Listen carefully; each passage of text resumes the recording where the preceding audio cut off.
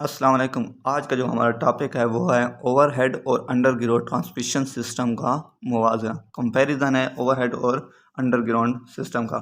Comparison شروع کرنے سے پہلے میری آپ سے درخواست یہ ہے کہ اگر آپ میرے چینل پر نئے آئے ہیں تو چینل کو سبسکرائب کر دیں اور بیل آئیکن کو لازمی دبائیں تاکہ میری آنے والی ہر ویڈیو کا نوٹیفیکیشن آپ تک ملتا رہے۔ تو اسی کے ساتھ ہی ویڈیو کو شروع کرتے ہیں۔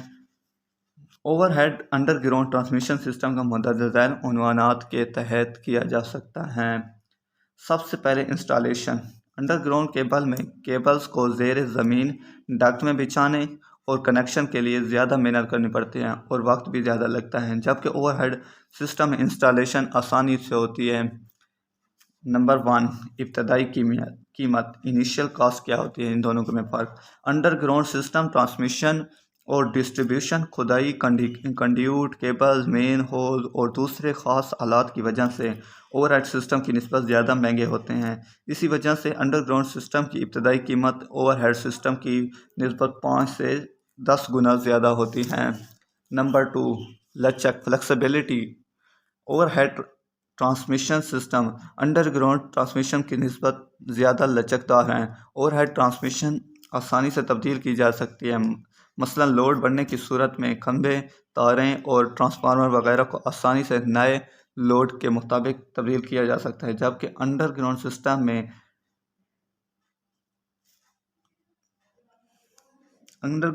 میں مین ہول اور ڈکٹ لائن وغیرہ مستقل طور پر بنائی جاتی ہیں۔ اگر لوڈ بڑھانا ہو تو نئی ڈکٹ لائنوں کی ضرورت پیدا ہوتی ہے۔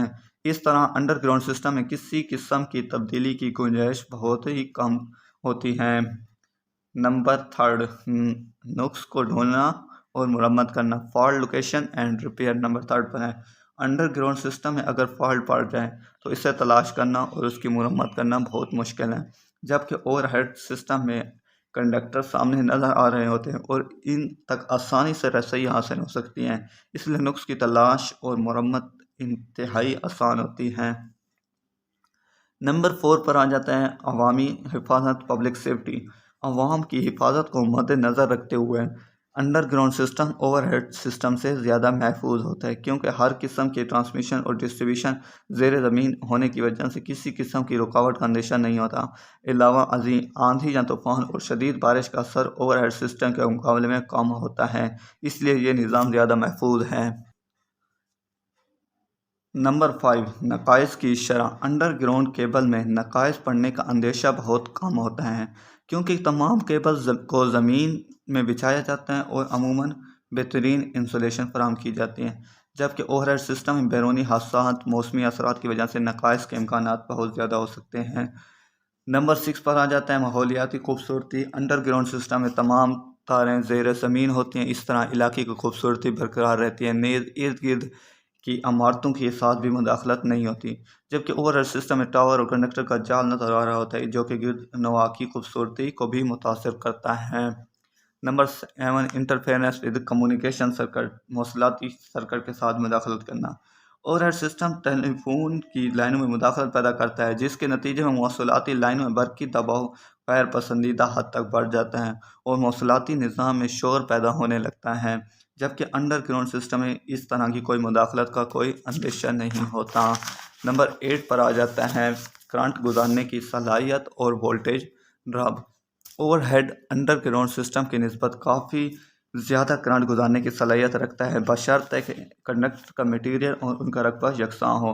علاوہ ازیں انڈر گراؤنڈ کیبل اور اوور ہیڈ کنڈکٹر کے لحاظ سے ایک دوسرے کے زیادہ قریب ہوتے ہیں، لہذا ان کی انڈکٹیو ریئیکٹنس نسبتاً کم ہوتی ہیں، اس لیے وولٹیج بھی کم ہوتے ہیں۔ نیز انڈر گراؤنڈ کیبل کی کیپیسٹیو ریئیکٹنس بہت زیادہ ہوتی ہے، جس سے چارجنگ کرنٹ میں اضافہ ہو جاتا ہے۔ اس طرح انڈر گراؤنڈ کیبل کو زیادہ لمبے فاصلے تک استعمال نہیں کیا جا سکتا، جبکہ اوور ہیڈ کو کسی بھی لمبائی کے لیے استعمال کیا جا سکتا ہے۔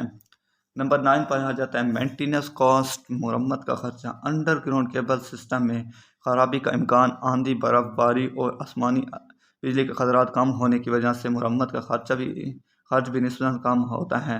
تاہم اگر فالٹ پڑ جائے تو مرمت کے لیے وقت بہت بھی زیادہ لگتا ہے اور خرچ بھی زیادہ ہوتا ہے، جبکہ اوور ہیڈ سسٹم میں فالٹ پیدا ہونے کے امکانات زیادہ ہوتے ہیں، نیز مرمت کے لیے وقت بھی کم لگتا ہے اور مرمت پر خرچ بھی کم ہوتا ہے۔